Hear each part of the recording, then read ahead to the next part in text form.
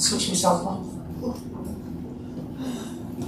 Right, so I'll make a start. First one, apologies for absence. I'll do the fire alarms first. Yeah.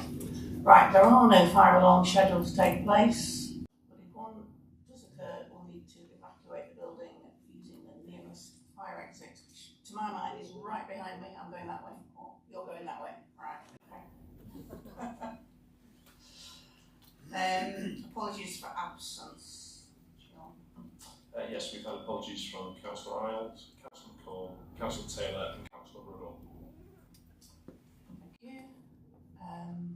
Everyone else is here on. Declarations of interest. Do any members have any declarations of interest or dispensations in relation to any item on the agenda? It doesn't count if you've got a 20-mile-per-hour zone in your area or dispensed. Yeah. Okay, thank you.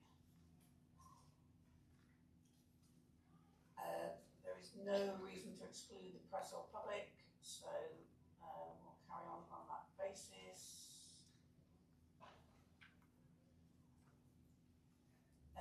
There were no requests for public participation, so we'll carry on to item 5, which is minutes of the previous meeting on 15th of October. Has anyone had a chance to have a look at that? Any amendments or comments? Could I have a proposer, please? That's Councillor Murray and seconder. Yep, I do believe there are true and correct records. Right, Councillor Connell.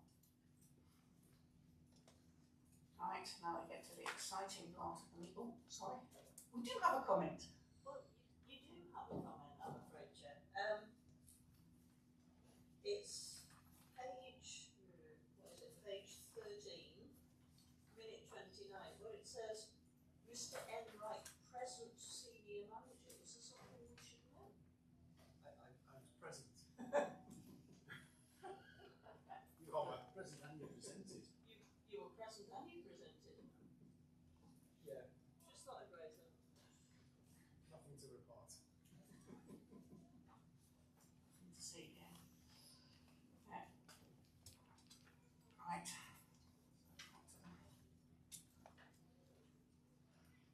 We have so we've got Steph presenting on the 20-mile-per-hour speed program.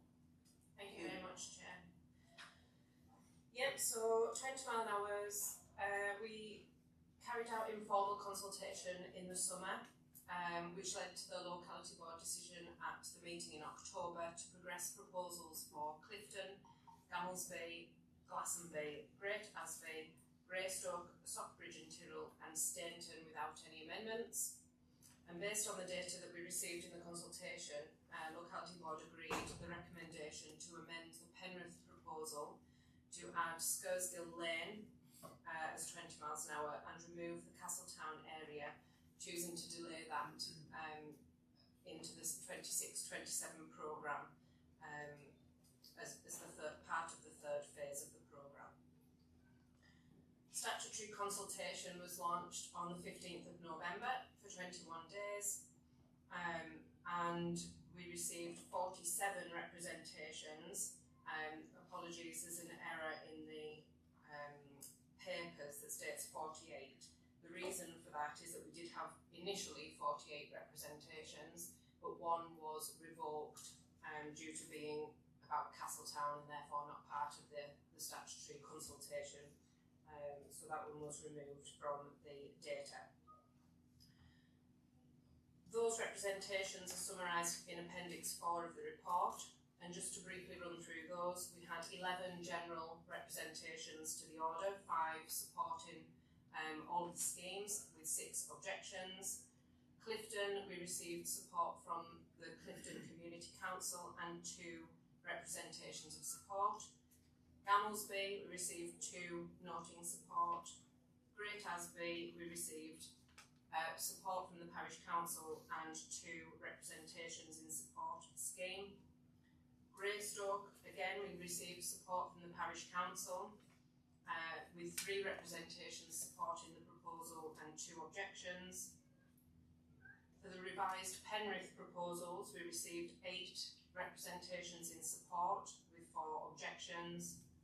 Stockbridge and Tyrrell, we received 6 representations noting support for the scheme, and for Stainton we received support from Dacre Parish Council and 3 representations in support. So that leads me to my recommendation for the Eden Locality Board to take into consideration the matters in section 122 of the Road Traffic Regulation Act, which are referred to at paragraph 9.3, and the representations received during the statutory consultation, that we bring in the order into operation as advertised with no changes. Okay, thank you. Are there any questions from any of the members? Judith? I was going to say thank you very much for your hard work.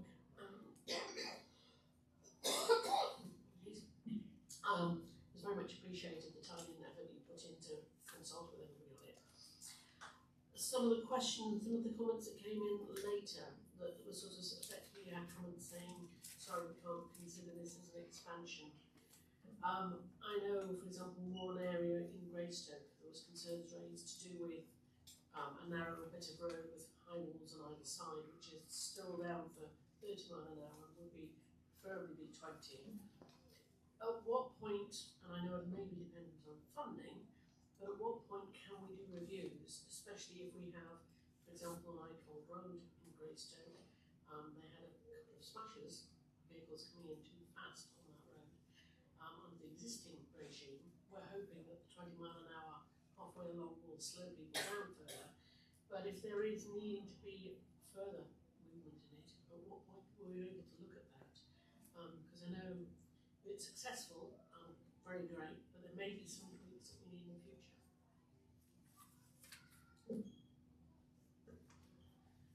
Yeah, so if the decision today is to progress it to implementation, we as a project team would carry out some monitoring and evaluation to the success of that scheme, see what the impact has been. In terms of other requests for amendments to speed limits in the future, it is subject to funding.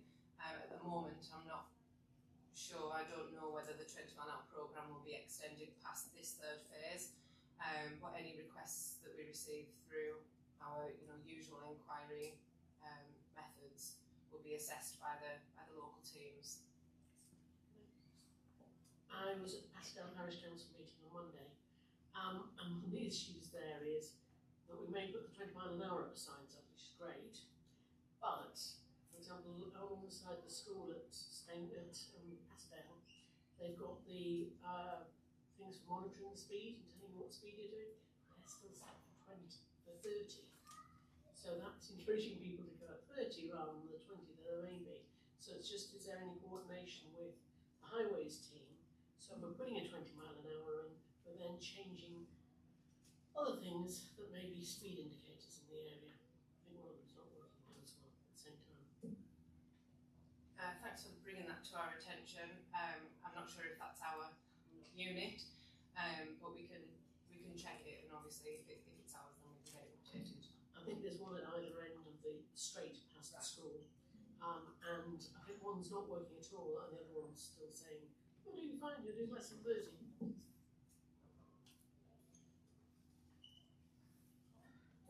Thank you for a comprehensive report, and thank you for all the work you've done on this. Did I hear the Castletown one's been very good back at the yeah. And Castletown, I work on Gilwilly, coming down from Gilwilly on a night, there's the rack on the road up Hill Street, and the cars are going down there tremendously. I think and even Hollyoak Terrace, you get cars where there's lots of cars parked, they're passing in inches of each other. Really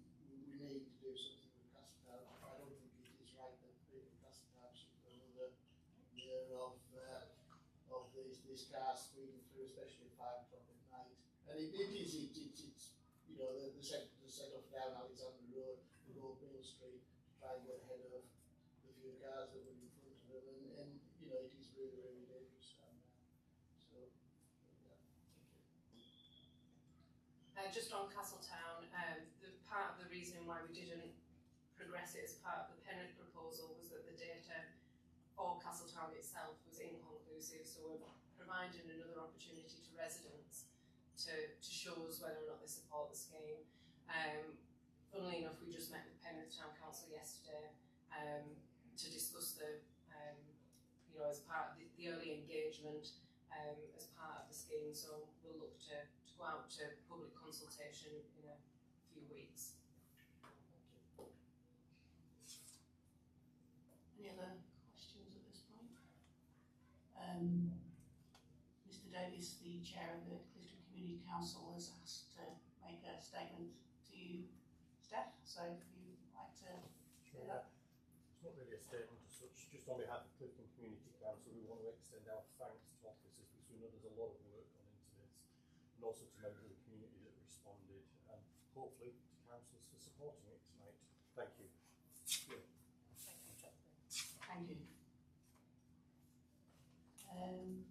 Right, so we'll go to the recommendation is a long one, but we have to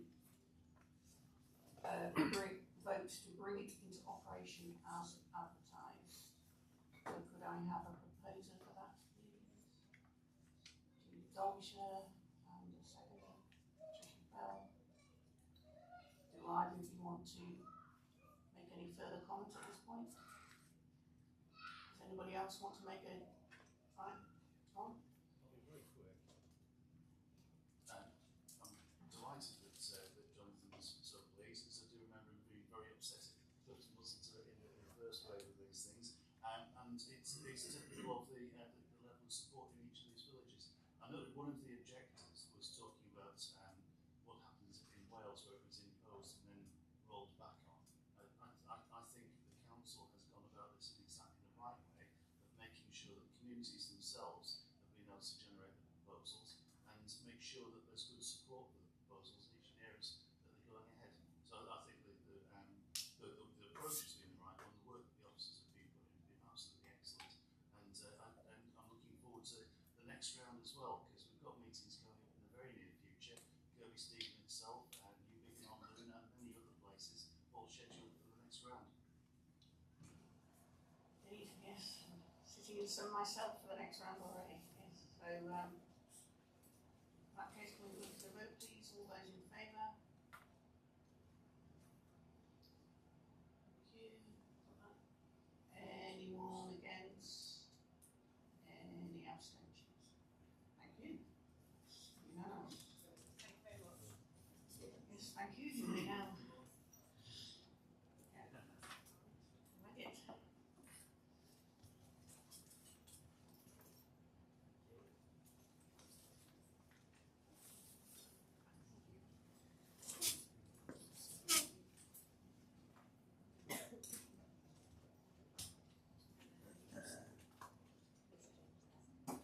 Right, so the next item is usually the tail end Charlie, but here is the glory of being the item number 2. Yeah, so going back. Nick, something like that. Thank you, Chair. So I will briefly introduce the regular Safe and Strong Communities paper that I want to bring. It updates the members on the status of the devolved community budget, but also updates you on the fantastic work of the area team. So we're in our 3rd year now of place action groups, and I think it's fair to state that they're really starting to find their feet and starting to perform. The chair and I have just come from a general chairs meeting of the other locality boards, where I gave a presentation on locality boards. They were really interested, really well received as to what we were doing here, so that was really good to kind of hear. What I always say when I'm speaking about place action groups actually is that there's kind of 3 things that make them work as well as they do. Number 1, the leadership of our members, so the leadership of you all. The participation and energy of our community partners, that's incredibly important. and also the diligence and professionalism of our community officers as well. So those three things combined allow us to create the things that we create. We've got the action logs in the paper, so obviously everything's there for people to read over and comment on.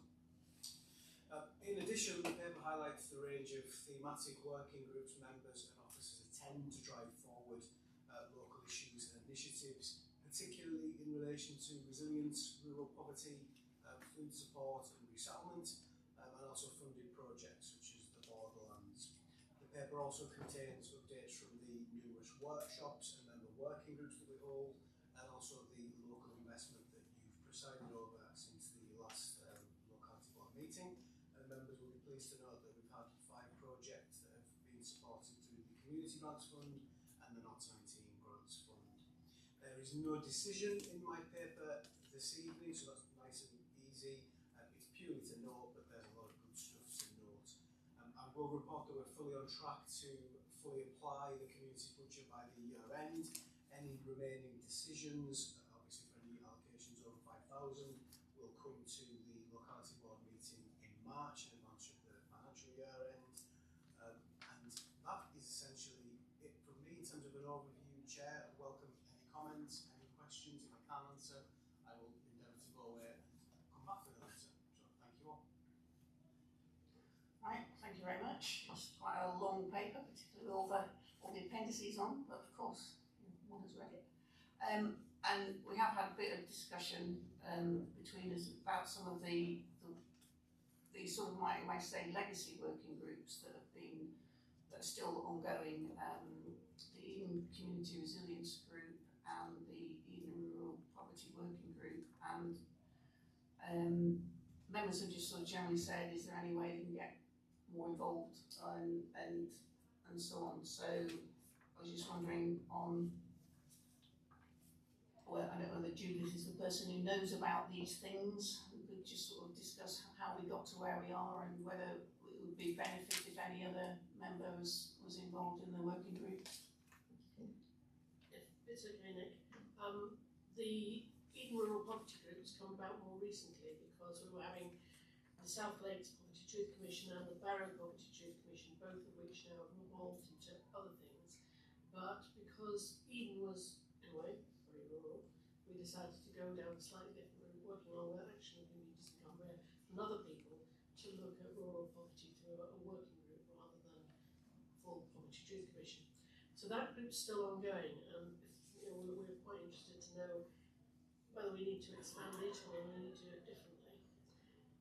The Eden Community Resilience Group came out from Eden District Council a long time ago. Well, no, it was, I think Cumbria County Council was involved as well. It was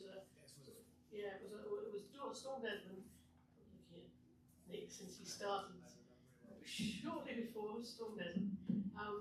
And in a way then went through COVID and then through poverty, but it's still trying to do this sort of wider look at all the issues that we need to work on community resilience. Now, because I've now got community resilience in my portfolio, I've been interested to attend the different sessions that are being run in the different localities. But I'm still very conscious that quite a lot of councillors may not know about Eden Community Resilience Group. I think we had in the past possibly more councillors involved, but it is parish councils, people like marvellous Hobby Emergency Response Group, and other groups who are doing work, all involved, and other organisations we're linking in with. But because I'm trying to raise awareness of that we need to get all the communities and households looking at preparing for your electricity going off for a week. Especially at the time when you've got, and Mary's chuckling, when you've got ice and snow and you can't get out, and farmers are busy ploughing the roads to try and help everybody get around. If we're going to go into voice over internet protocol, or a police telephone, your landline that you thought was going to keep working because it was analog is going to stop working when your electricity goes off. If you don't have your mobile phone charged up, it's going to start running out as well. And South of England at the moment's had water cut off. Now we had that, remember, just before COVID. Everybody forgets about it because COVID then hit, but Storm Kiara, we had that big burst water pipe on Chap somewhere, going down from Chap Summit, and we were all off water for a while. How do we help vulnerable households in that sort of situation, never mind the obvious ones of flooding, but it's how do we get messages around, ideas around, joint working going, raise awareness generally. So I'm keen to look on whether we need to be refreshing the community resilience group, whether we want to involve more parishes, more organisations, more Westmoreland Furnace councillors. So I'm just interested to hear your views. Sorry, I'm on sort of slightly. Nikki? Yeah, no, that's interesting you explained that, because I went to one of the days at Reget where Liam and team covered everything. Yeah, you were there too. And as a result of that, I've done parish by parish, asking them if they want to renew their emergency plans or look at resilience. And we just had a successful day at Ewart Bridge, with Liam coming in and showing everybody all the new state-of-the-art not sandbags and things that older people can carry and all that kind of thing. But it seems to be like a parish by parish thing, like some aren't interested because they feel that they've got a good network, perhaps it's a very small parish, and others are really keen. So is it statutory? Do we have to do it, or are we just going to rely on how keen individual parishes are? It's not a statutory thing, it's something that we encourage in terms of preparedness. With our resilience group, the phrase that we use is making friends before they need them, which is why I think extending the attendees is really useful actually. But from a being prepared point of view, there's a requirement for you as an individual, as a household. What do you do for yourself to be in the best position that you could be if the worst happens? And if you're luckily in an area where your community or your parish has an emergency plan or a group of volunteers who are set up to help you out when these things happen, then fantastic. That's not even or equal across the board because it isn't statutory. So one of the key things that we're doing is exactly what you're doing, Nikki, and it's brilliant, and thank you for that. It's just encouraging people to think about these problems before they actually hit. We had the all-member briefing session before Christmas, which was, I think, useful to explain, what's bronze, silver, gold, who does what in an emergency, what's business as usual, what's an actual response, and then what do we do moving into recovery. And that is all things that the council lead upon. The next phase in that is we're going to have a proper local workshop with members to delve into, okay, so what are the risks for Eden and what are the specific risks for parts of Eden? What are the assets in terms of those brilliant community groups and services that are there ready to kind of help, and where are those gaps, and really get into some rich dialogue with members to kind of say, okay, well, it isn't statutory, but what can we do together to make sure that all of our communities are as well prepared as they can be?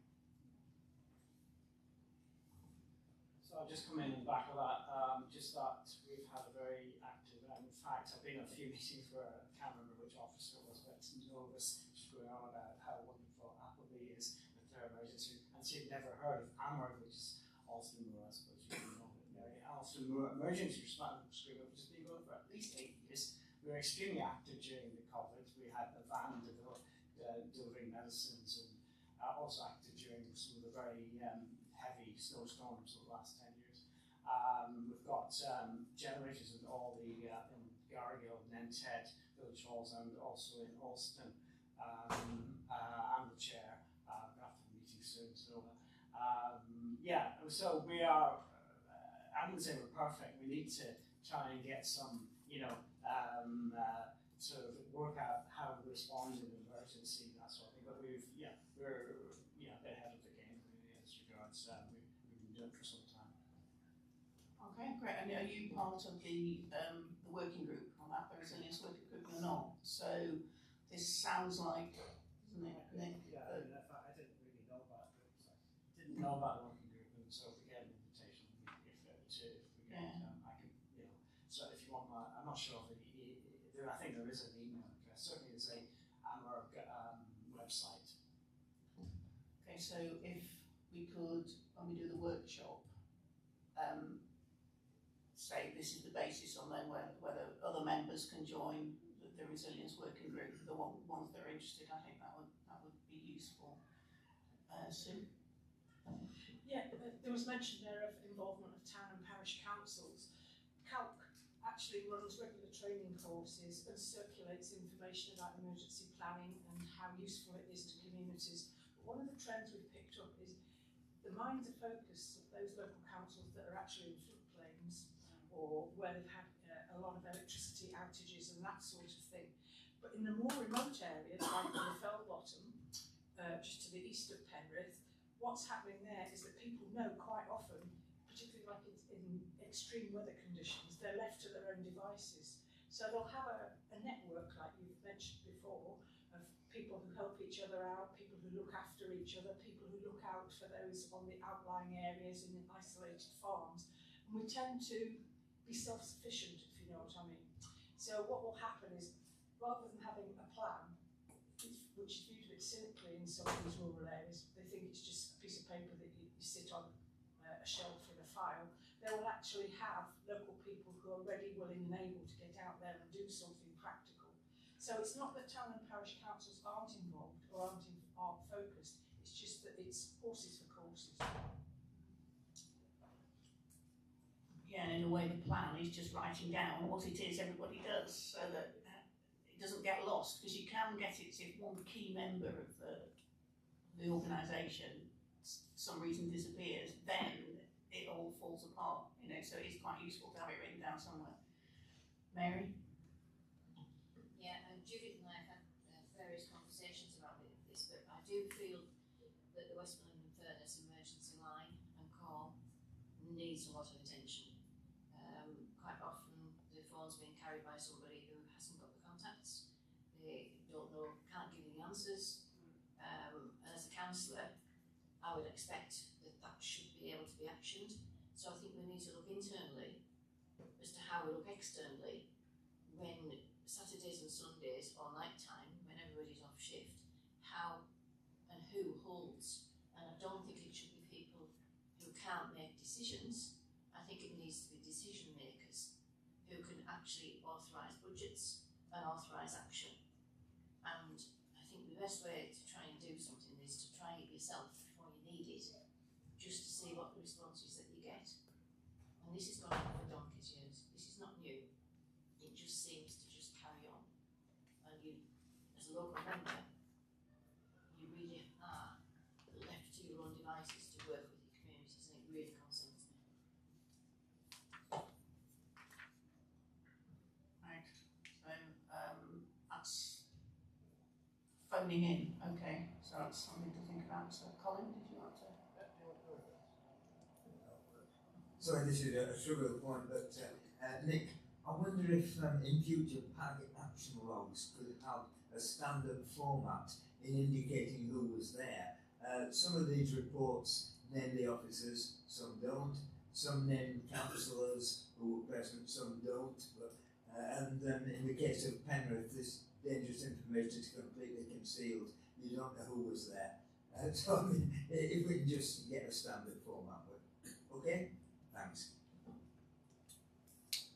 Yeah, that will be outdone by the wild and remote hinterlands of Alston. I'm pleased to announce that the Skelton Village Hall, the Doppy Memorial Hall, has been designated as a resilience hub. We've installed solar panels that charge batteries. So when there's a power outage or the wind brings down the power lines, you'll be able to go to the hub, charge your phones, keep warm, have food, things. And we're also in the process of getting a pamphlet around every household explaining about what the hub does and how you can, as a household, prepare for an emergency in the parish. So yeah, I think it's a really good thing, and you know, fully support your policy. And one of the things as well is we're having an emergency practice next month. And it's a drill. So if anybody wants to come along and with their sleeping bag and spend the night in the village hall, we've got all ready. So, thank you. Oh, sounds great. Yeah, well done. Pat? Thank you. I think Mary raises a good point, and it was something that I raised a few weeks ago in response to a residents' inquiry, and that led to a meeting with the officer that leads for emergency planning for Cumbria, because of course we share that responsibility. In in the short term, I think it's really important that we all remember that if there is danger to life and limb, then 999 is the number, not Westman and Furness. So that's the bottom line. But you make a good point, and I think we could do better. It might be that actually we need some more IT in order to make it happen. But could I suggest, Chair, that this might be one of the questions that we raise up to Cabinet, just to raise its profile, if you like, and understand where we are in that discussion and where we are in progress. I think a good point is, there are different kinds of emergencies, aren't there? There's Storm Desmond, which affects lots and lots of people, and then there's the emergency that affects just a small group of houses, perhaps, in a flooding event, and that's the one we don't seem to be very good at, because there's not that ability at the moment, it would seem, to have that local quick response. So it's being able to report those small things, which are very important to a small number of people, aren't a matter of necessarily that moment for life and limb. So I do think you made a great point, Mary, and if we could do that, Chair, I think it would be brilliant. You just have to clarify what the question is. I didn't get what that was. Could the locality board have a briefing on the effectiveness of the emergency number or something along those lines? Okay, so and how are those small local emergencies, how can those small local emergencies be addressed where actually outside support might be needed? So it's how a small local emergency is supported when it's not appropriate to do that. Dial 999 or something. Like, for example, 10 houses being flooded. Yeah. Where it isn't the whole village and it's not a whole town. This is Judith's.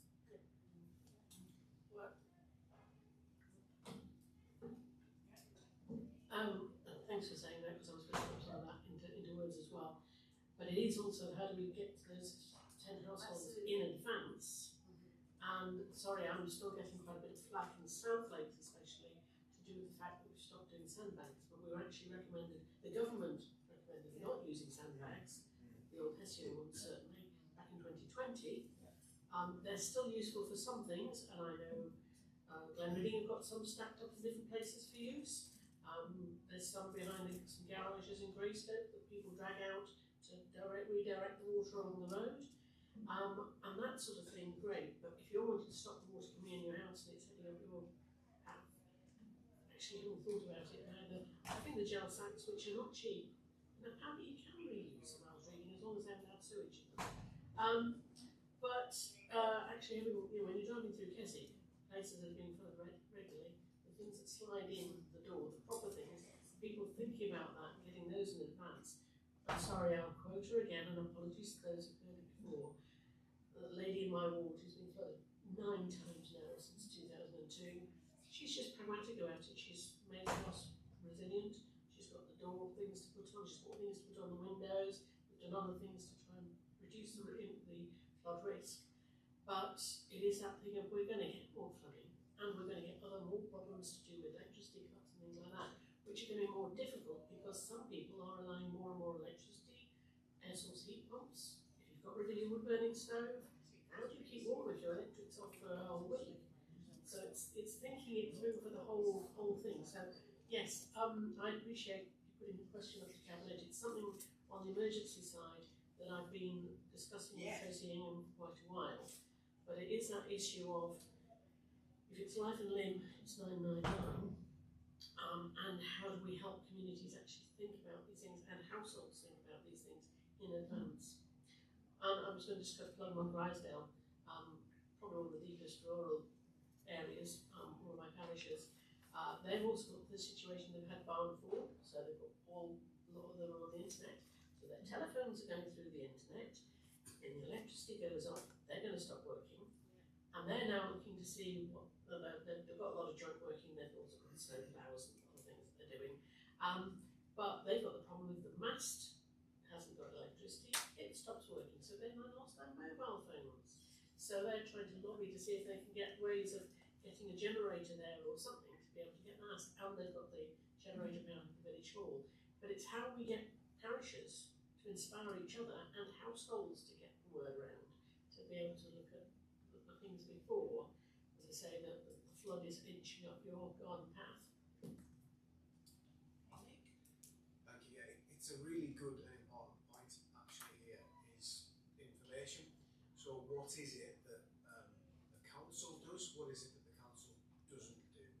So as part of the work that I kind of alluded to, the session that we'll have with you, all the information that we'll be providing, we will make that clear so that when you're advising people within your areas, you're able to say, these are the things that you could do in advance, these are the, if there's something on the roads or on the highways hotline, but really clear, accurate information. And another gap that we've ascertained since Invested Day, we need to get this information more clearly put on the website. So it's there for householders that they don't necessarily have to ask their members the local question. They can go onto a really clear web page and say, we've got this, we've got this, we've got this. There's some really great tools out there. There's warning and informing tools. So there's some wonderful stuff. I think we just need to ramp up our task of making people aware of it. Yeah, I'm going to come back on that because the websites are useless when you haven't got a signal. And all my stuff goes off because it's all through the router. And the signal is absolutely, there's no 4G because of where we are. I've just had a smart meter put in on Monday and now it's inactive. We've got a 4G signal, but it's just gone down. And right along the Fell Edge, and Sue will understand this, and you know, even across to Alston, and there's a mast at Alston that goes down because it hasn't got battery backup, and we can't find out who should be putting it in. And well, it's a private company, and they are refusing. Jonathan Harris has been in contact with them, trying to pressure them. so where I'm coming from is the minute you need it, you can't get it on the web, and you can't get a contact. And I think that I had to drive out to get a signal to talk to Judith when the last electric went off. And you only start then to realise that if it was through snow, you actually can't get away from there. So you can't, because the B6413 was completely blocked. And Westland and Furness didn't clear it, the farmers cleared it. So, you know, it just goes on and on and on because they had other priorities. But you've got 2,500, 3,000 people with no electricity, with no means of contact. I'm going to get one of those wind up radios, so at least I can probably hear something. But it's how you can manage to get our communication within Westland and Furness working to tell people, can you remember the beast from the east? And can you remember that Emma Dixon set up a messenger group? Yeah. And she also fortunately had access into Gold Command. That we still had electric, which was wonderful. But for getting the medics through or things like that, and that was for 5 to 7 days. And how you actually then, there'd been a car crash with people laid up in Crognan that you know, head-on car crash in the weather. Didn't need medics, but they might not have got them anyway. And it's that it all comes together.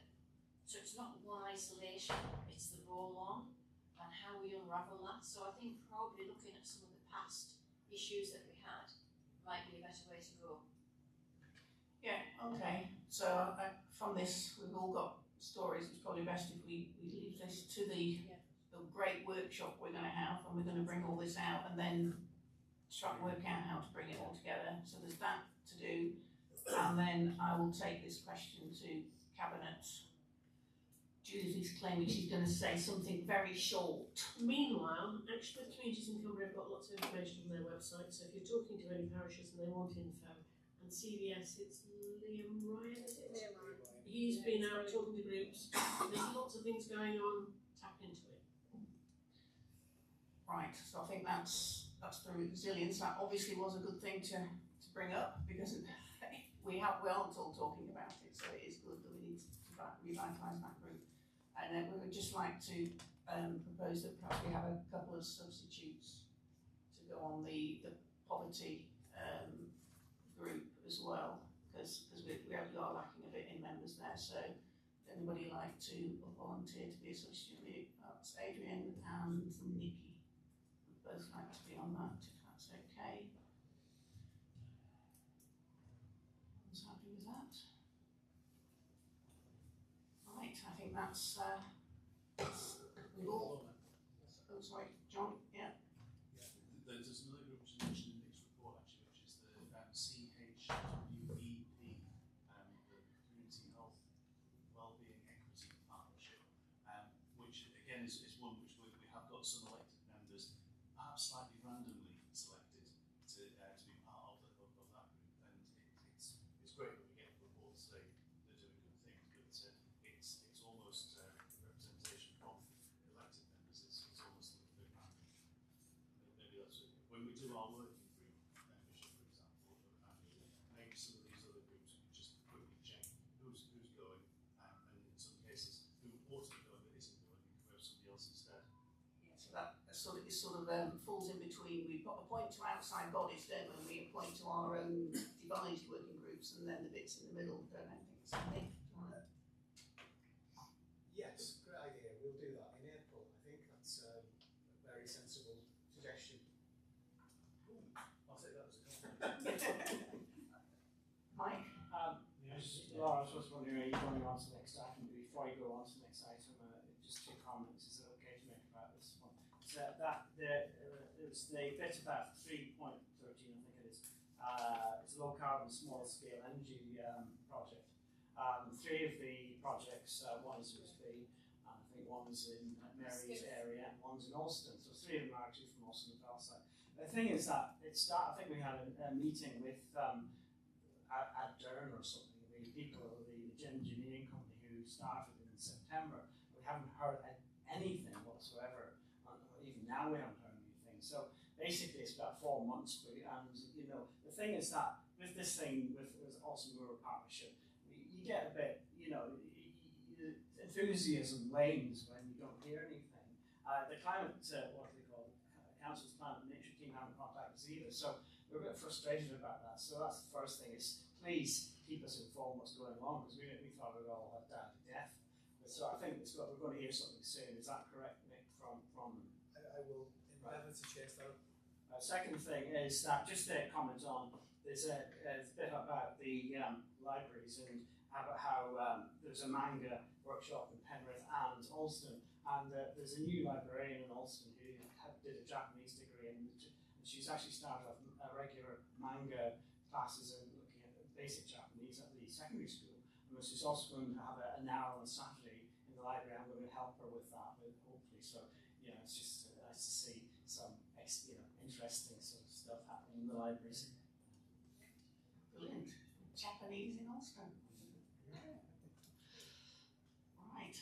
So we just need to accept this report. So could I have a proposer for that? That's Sandra Connell, and a seconder, Mike Hanley. We all vote on that, please? Or accepting, indeed. Okay. Thanks very much. And then, right, so we've got referrals to scrutiny and referrals to cabinet. So I'll take them both together.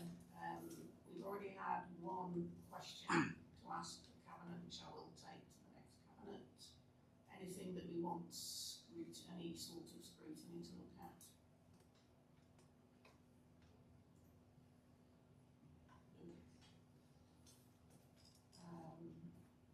Okay, so that's just that one item to cabinet. And to consider any urgent items of business. Have we got any? No, Chair, no urgent items. Marvellous words. Right. So, date of the next meeting is March 2026, and we'll be back in Vereda House, according to these words in front of me. Shall we believe that when we see it? Right, so I'll close the meeting at 6:43. Woohoo!